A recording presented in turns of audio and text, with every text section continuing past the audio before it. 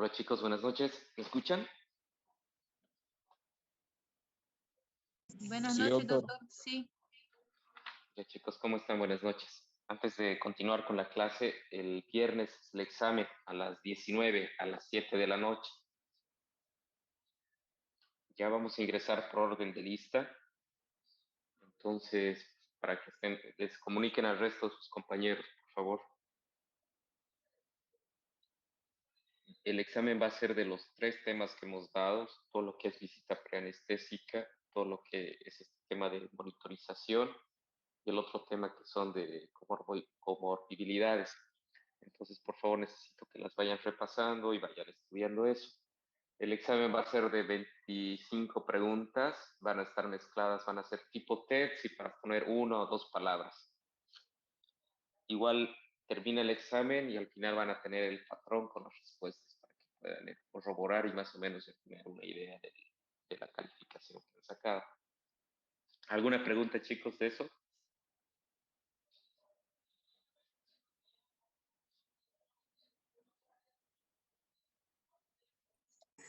¿A qué hora va a Doctor, ser el parcial, doctor?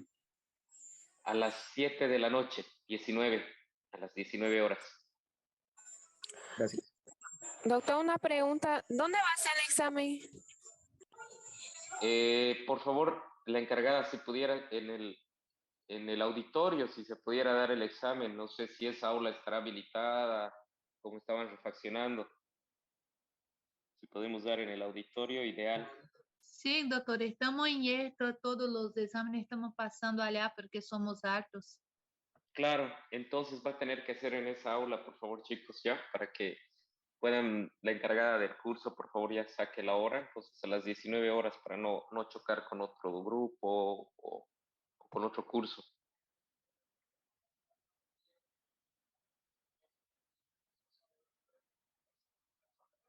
Gracias, doctor. ¿Alguna otra pregunta, chicos, relacionada a lo del examen?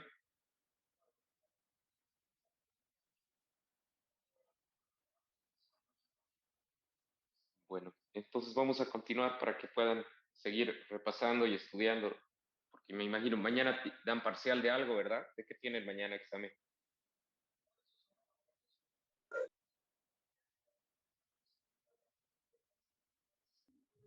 Miércoles tenemos gastro, doctor. Ya, vean, para que vayan repasando todo eso. Bueno, vamos a continuar con este tema. Bueno, todo lo que estábamos hablando de monitorización. Ahora vamos a dedicarnos a hablar lo que es la parte de la presión.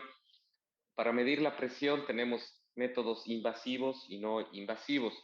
Los no invasivos, lo que vemos en semiología, vamos a hacerlo mediante palpación, tratando de tener palpar el pulso, generalmente el pulso arterial, dependiendo al lugar donde estemos, para poder percibir la presión sistólica. Luego podemos usar los Doppler, donde vamos a tener el flujo de la arterial, que va a ser periférico, o mediante auscultación, donde vamos a tener la presión diastólica y la presión sistólica, mediante los ruidos de Korokov, o la oscilometría común, donde vamos a poder registrar los valores de acuerdo a los milímetros de mercurio, de acuerdo a eso vamos a tener la presión de los pacientes. Esto es lo que van a ser la parte no invasiva. Ahora, la siguiente diapositiva, por favor, Janet.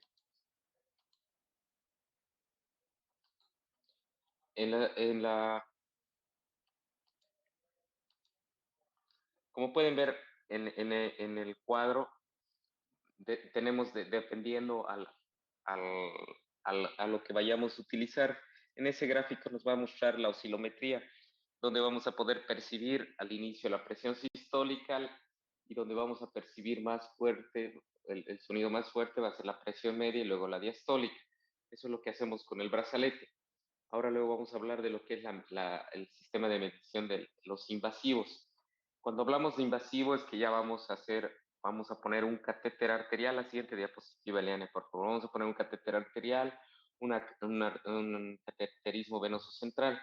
Ahora, el catéter arterial nos sirve para tener una medición de la presión arterial, pero va a ser una presión arterial continua, donde vamos a tener una variable de la sistólica, que puede ser mayor a 10 milímetros de mercurio entre la expiración y la inspiración.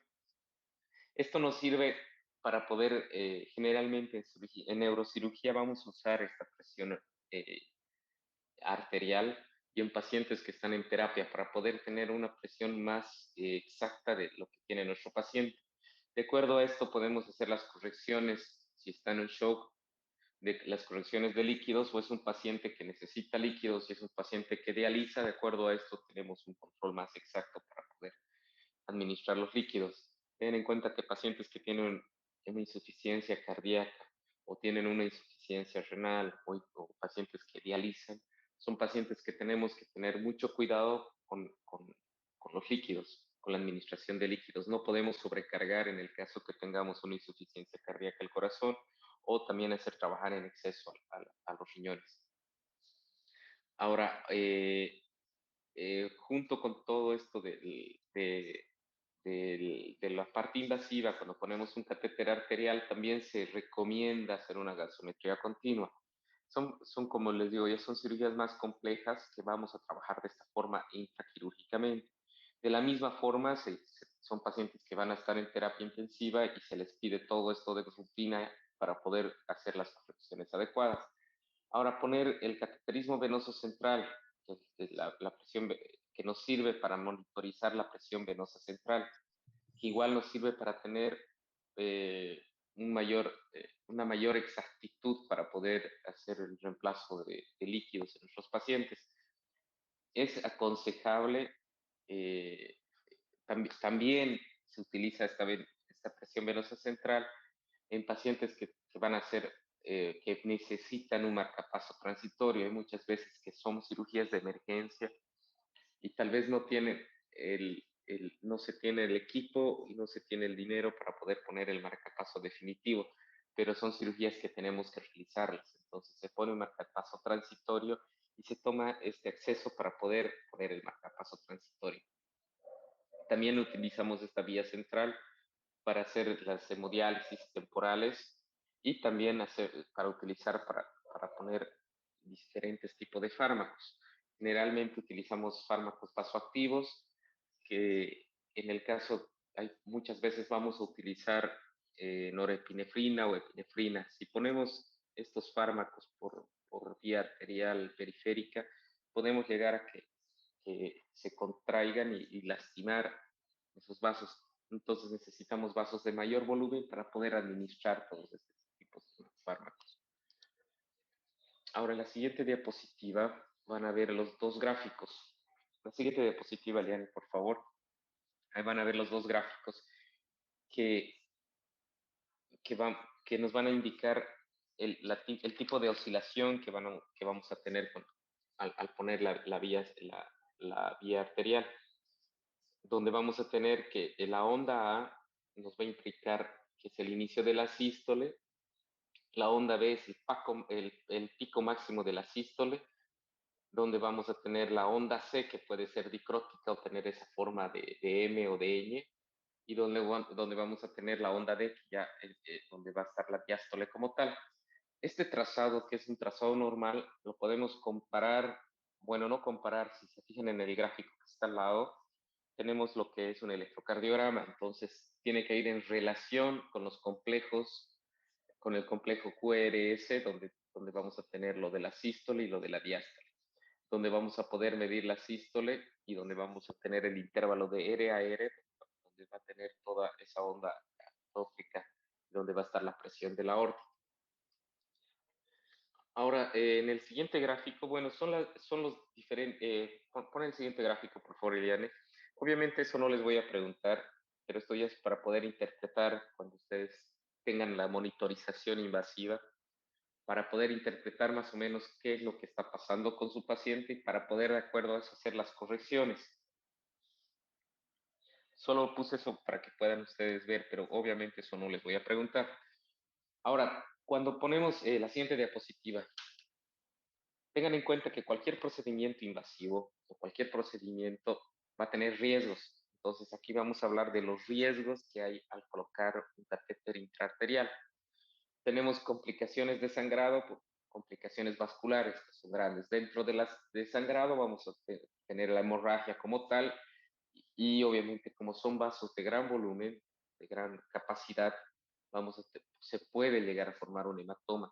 Entonces lo que uno tiene que hacer, por mala suerte, al colocar, se puede producir un hematoma, entonces es presionar y tratar de controlar ese sangrado, la hemorragia. Luego también podemos tener complicaciones vasculares, donde puede haber trombosis, isquemias, embolias, podemos poner un aneurisma, o a la larga se puede hacer una formación de fístula. Generalmente las fístulas vamos a ver cuando se colocan los catéteres de Hooke para hacer las diálisis. Ya son en pacientes crónicos que se pueden ver estas complicaciones. También podemos producir otras lesiones que son menos comunes, pero sí se pueden producir. Podemos producir alguna lesión nerviosa. Cuando estamos poniendo una vía venosa central, queremos poner una yugular, tengan en cuenta que el paquete del plexo cervical, del plexo braquial y el plexo cervical está cerca.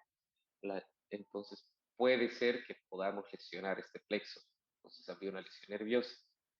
También podemos producir infecciones, por eso sí, cuando colocamos todo este tipo de catéteres, cuando hacemos, en el caso de la anestesia, un bloqueo regional de algún plexo, se realiza con todas las medidas de asepsia y antisepsia para tratar de disminuir las infecciones. Ahora podemos producir una necrosis cutánea también en la región. Como les dije, usamos el catéter de una vía venosa para poder pasar fármacos que si los pasamos por vasos de menor capacidad o menor calibre podemos llegar a producir una necrosis en esos vasos. Y obviamente si no tenemos un adecuado monitor o no sabemos interpretar las curvas o los valores, podemos tener un error en la administración de los fármacos y en los criterios que vayamos a tener con el tratamiento de nuestros pacientes. Ahora, las indicaciones comunes para poder usar una presión venosa central. Una de las principales indicaciones es administrar medicamentos o soluciones. Obviamente dentro de las soluciones son para poder cuantificar mejor el volumen que vamos a pasar a nuestro paciente. Y en cuanto a las medicaciones, vamos a usar bastantes vasopresores, inotrópicos, donde tenemos que tener un mayor cuidado y generalmente van a ser medicamentos, fármacos que vamos a administrar con bombas infusoras, donde tenemos que ser más exactos con la administración de estos fármacos. También usamos para una nutrición parenteral y para infusiones a largo plazo. Generalmente van a ver esta monitorización invasiva, como les dije, en pacientes que van a estar en terapia intensiva, en terapia intermedia, o en pacientes que ingresan a quirófano para diferentes tipos de cirugía. No se pone todas las cirugías, obviamente no todos son candidatos para este tipo de monitorización, pero sí van a ser candidatos cuando ustedes estén participen en un procedimiento para una anestesia cardíaca como tal, para un procedimiento cardíaco, procedimientos de tórax, procedimientos de neurocirugía. Generalmente sí ponemos esta presión venosa central para poder hacer una mejor monitorización de nuestros pacientes. Ahora, otra causa para poder poner una presión venosa central es cuando es muy complicado o difícil encontrar un acceso venoso periférico. Entonces, tenemos que usar esto para poder poner y para poder hidratar a nuestros pacientes o para ponerlo como vía, para poder administrar los diferentes tipos de fármacos.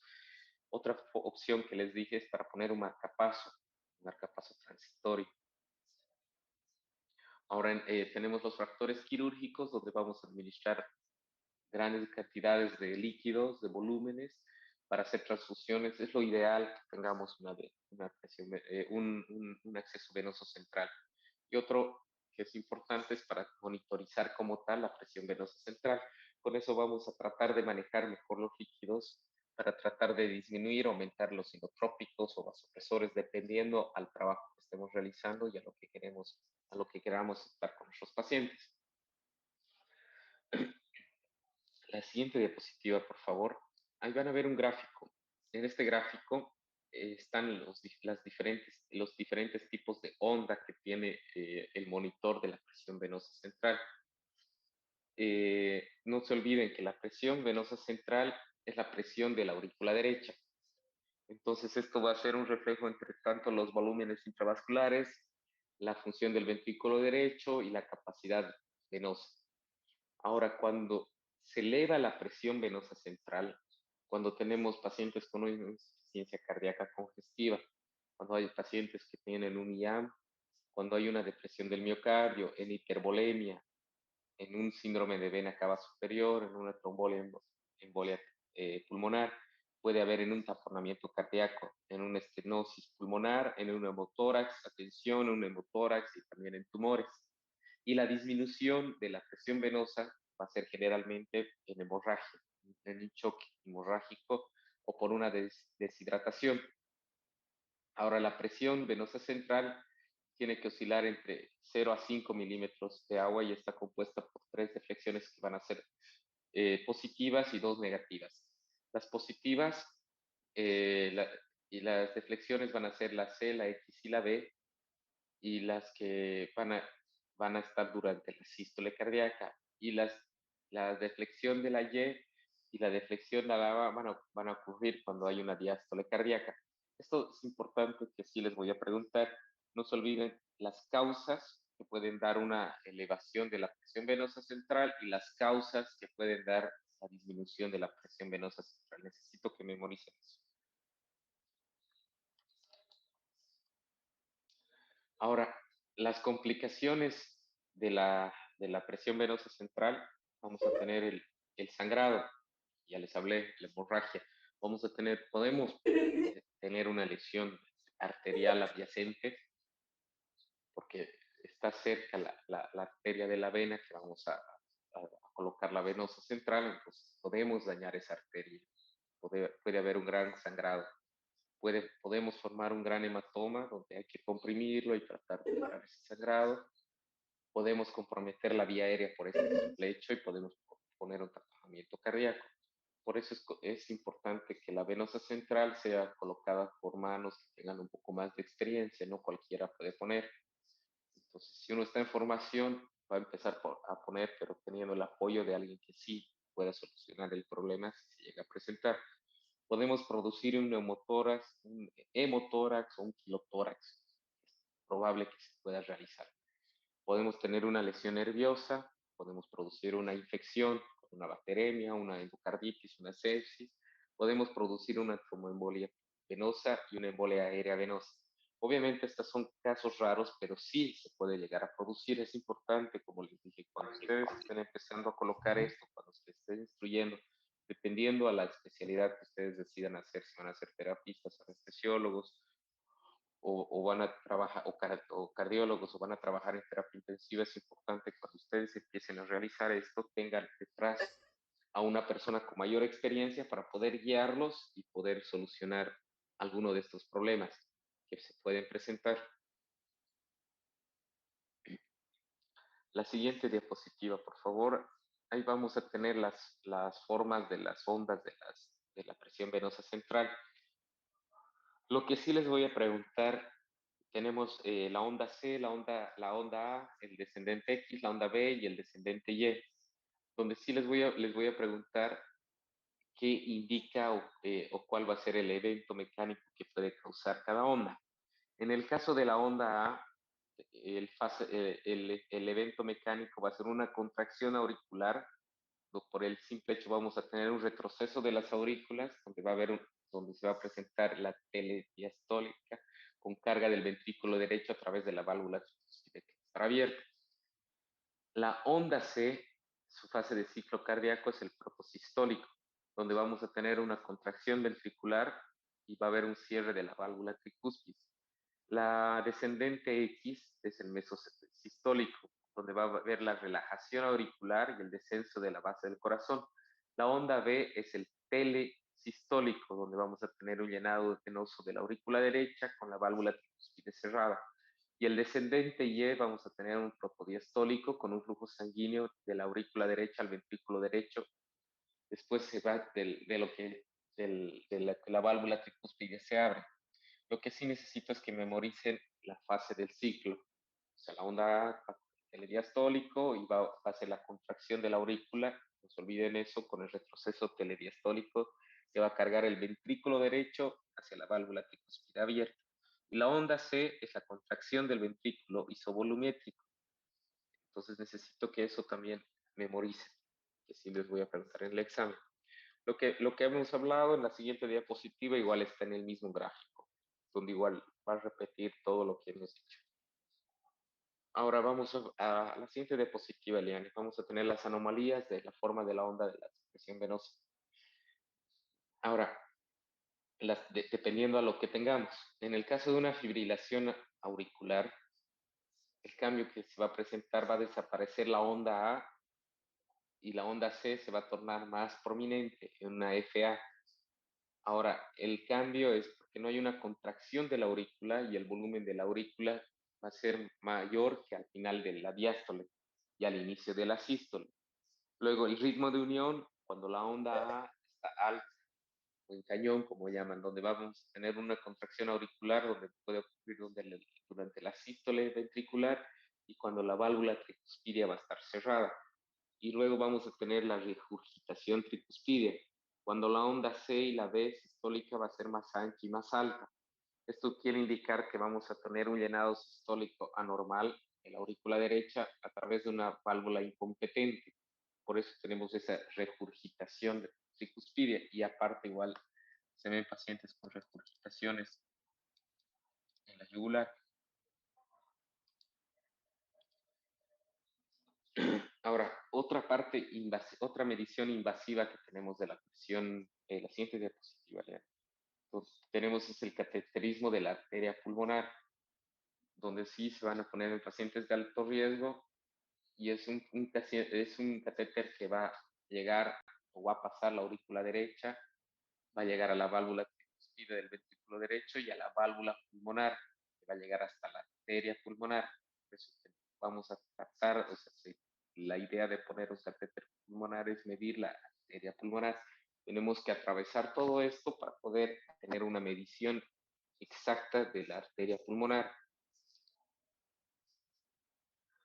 Ahora, las variables de los estándares para poner un catéter de la arteria pulmonar, vamos a tener las presiones intracardíacas, que vamos a tener una presión venosa central, una presión de la aurícula derecha, presión del ventrículo derecho, presión de la arteria pulmonar y la presión en cuña de la arteria pulmonar. Y por este hecho vamos a tener una presión de la aurícula izquierda. Estas son las ideas, la ideología o lo que se quiere tratar de medir cuando ponemos un catéter pulmonar. Obviamente con todas estas presiones vamos a medir el gasto cardíaco y vamos a tener una saturación máxima, mixta, una saturación venosa mixta. Y obviamente tenemos igual una temperatura corporal central, que son como para tener un mayor control en nuestros pacientes y poder, de acuerdo a eso, hacer el tratamiento como tal. Ahora, las complicaciones, cuando ponemos un catéter de la arteria pulmonar, podemos producir arritmias, disritmias auriculares, ventriculares, que podemos incluir, hasta podemos terminar provocando una fibrilación ventricular. Podemos producir un bloqueo de rama derecha del primer haz, podemos producir un infarto pulmonar, podemos producir una rotura de la arteria pulmonar y podemos tener igual interpretación equivocada de diferentes datos. Pero lo más grande o lo más común es que podemos producir arritmias, no se olviden, tanto auriculares como ventriculares, y podemos producir una fibrilación ventricular.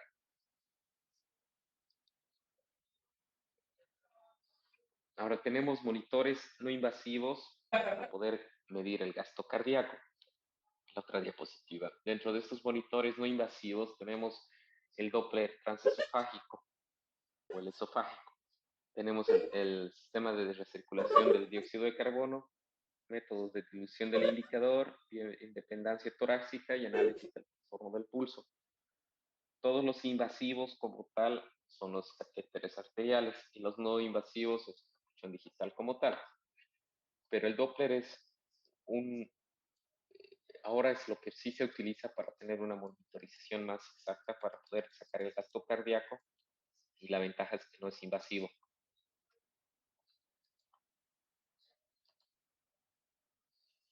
La siguiente diapositiva, por favor.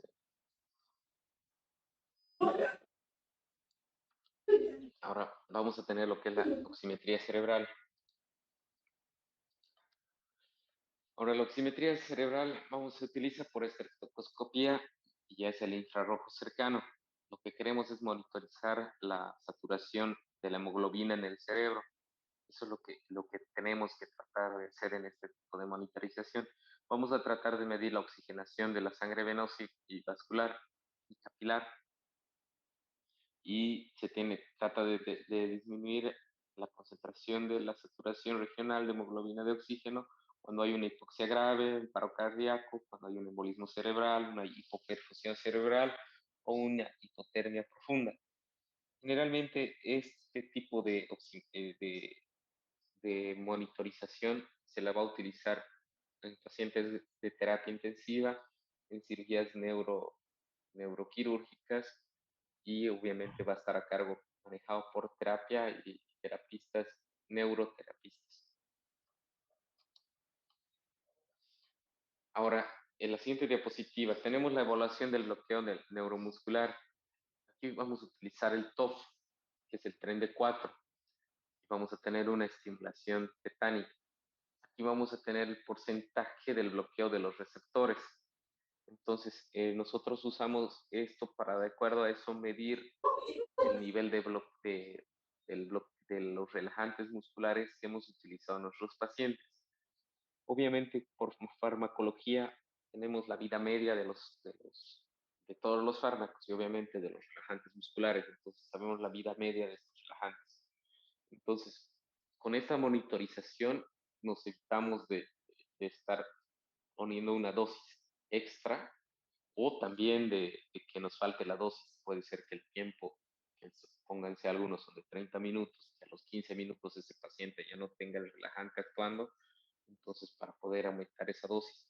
O en el caso de que ya vaya una hora de cirugía y entre a la media hora, ustedes deberían aumentar la dosis de relajante, no lo hagan, todavía ese paciente no necesita.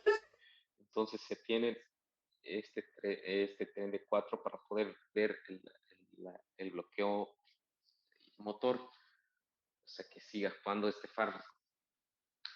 Ahora vamos a tener, van a ser gráficos que se van a pintar, donde vamos a tener, donde se aprestan tres columnas, nos va a indicar que están en un 75%, dos respuestas en el 80% y una respuesta en el 90% del bloqueo, o sea que el fármaco sigue actuando con nuestro paciente.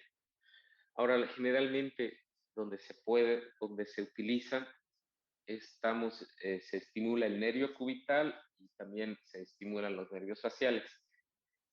En el nervio cubital vamos a poner en el aductor y en los faciales en el orbicular. Ahora, los sistemas potenciales para el monitoreo de los bloqueos neuromusculares, como les dije, vamos a usar el nervio cubital, que es el más utilizado, donde vamos a usar con el aductor del pulgar. En el tibial vamos a usar en el flexor corto del hallux, o del dedo gordo, y en el facial, el orbicular del ojo. Eso sí les voy a preguntar, chicos, así que por favor, igual en las prácticas ya van a, pues vayan a intentar, ya van a empezar a ver. Pasa a la siguiente diapositiva, por favor. Ileana. Doctor, buenas noches, disculpe. Sí, sí, buenas noches. Hola, hola. ¿Podría repetir lo anterior, que su internet estaba mal y no se escuchó? Ya. ¿Qué Lo parte, anterior. chicos? Eliana, ¿esa diapositiva o una más atrás? Hola, hola. Sí, Esa doctor. diapositiva. Ya. Lo que les estaba hablando, acá tenemos, cuando usamos el TD4 o los TOF, que son para poder monitorizar el bloqueo neuromuscular de nuestros pacientes cuando usamos relajantes musculares, los nervios donde vamos a monitorizar son generalmente los más comunes, el cubital, el tibial posterior y el nervio facial. Esto sí les voy a preguntar. En el cubital, el músculo que vamos a llegar a estimular es el aductor del pulgar. En el tibial vamos a estimular el flexor corto del dedo gordo o del hallux. Y en el facial, el orbicular del ojo o el corrugado superciliar. Ahora sí, un poco más claro, chicos. Sí, doctor, Sí, gracias. doctor. Ya. Pasemos a la siguiente diapositiva. La siguiente diapositiva, por favor, Eliane, porque el tiempo ya. Ahora, esto es importante. Este es el índice biespectral. Aquí vamos a medir el electroencefalograma de nuestros pacientes. El BIS es muy utilizado actualmente. Entonces, esto nos sirve para poder determinar el estado hipnótico de nuestros pacientes y determinar de que no existe ese despertar intraquirúrgico o intraoperatorio en nuestros pacientes. Estos son electrodos que vamos a poner dependiendo el monitor que tengamos, y lo que tenemos que medir es el electroencefalograma, donde vamos a tener la cuantificación del BIS, que es el índice biespectral, cuando es cero, cuando existe un silencio en el electroencefalograma. De 1 a 40 nos va a indicar que está en una anestesia profunda. De 41 a 60 el intervalo va a estar para una anestesia general. Pero ya cuando tenemos de 61 a 90 es que el paciente ya está empezando a despertar, está con una anestesia ligera. Y de 91 para 100 es que el paciente ya está despierto. Entonces, esto nos sirve para poder medir la profundidad anestésica en la que se encuentra nuestro paciente. Ya, chicos, entonces el índice biespectral sirve para medir la profundidad anestésica del paciente que está siendo anestesiado. Eso sí les voy a preguntar. Ahora, la monitorización de la temperatura igual es importante. Ahora, acá vamos a tener todos los cambios de temperatura que van a estar tanto inducidos por el ambiente en el que estamos, en el quirófano, y también va a estar inducido por los anestésicos, donde puede haber una hipotermia, donde va a tener escalofríos. Por la hipotermia también puede aumentar el trabajo del miocardio, va a haber una reducción del metabolismo de los fármacos, puede haber una coagulopatía. También cuando ponemos una sonda de vejiga, en la faringe, puede estar en un esófago distal o en el canal auditivo. Ahora, las principales consecuencias para que haya una hipotermia perioperatoria leve va a haber cuando hay una infección, puede haber cuando hay un desenlace de miocardios adversos, cuando va a haber unas arritmias, puede haber coagulopatía, cuando hay grandes pérdidas de sangre o de volumen, cuando cuando se necesita una transfusión, cuando está también un mayor tiempo de acción de los fármacos, como en el caso de los relajantes musculares, y también puede haber cuando está mucho tiempo en el procedimiento quirúrgico como tal. Ahora, los otros métodos para poder utilizar o medir la temperatura es en la piel, esófago, también la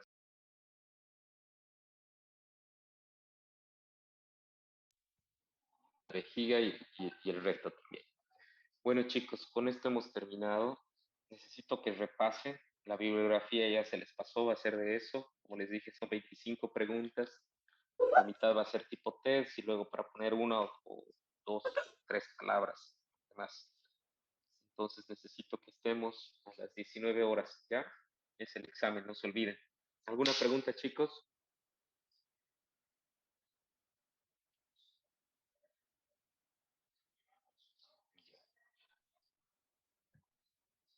Ninguna, doctor. Hola, hola. Sí,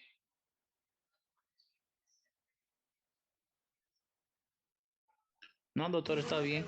Todo bien, doctor. ya, chicos. Doctor, vamos Sí. a entrar por lista, ¿no? Hablaste. Por orden de lista va a ser el ingreso al examen. Chicos, una consulta. ¿Cuándo dan su último examen? ¿Cuándo es la fecha de su último examen? El 2 de junio, doctor. El 2 de junio. Sí. Ya. Sí, Luego de eso vamos a programar voy a pasarles ya la lista de grupos para que podamos ya empezar las prácticas como tal. Ya vamos a empezar por grupos de 7 personas, vamos a hacer 10 grupos, cada grupo de 7 personas. Y obviamente por orden de lista va a ser eso, para que puedan ir al quirófano conmigo, luego van a asistir y luego vamos a dar ya clases para que hagan el manejo de la vía aérea y también el RCP. Esas van a ser las prácticas como tal. Entonces ya desde esa fecha voy a mandarles para que puedan organizarse y para que empecemos por grupos, para que puedan entrar a quirófano conmigo. Ya, entonces tranquilos, den sus exámenes, vayan estudiando y luego del último parcial ya empezamos las prácticas. Ya, doctor, ¿Alguna muchas otra gracias. pregunta, chicos? Gracias, doctor. Ya, chicos, muy bien. Entonces, buenas noches. Nos vemos el viernes a las 7 de la noche. Buenas noches, doctor. Gracias, doctor. Buenas noches. Nos De vemos. nada, hasta luego, chicos. Hasta luego.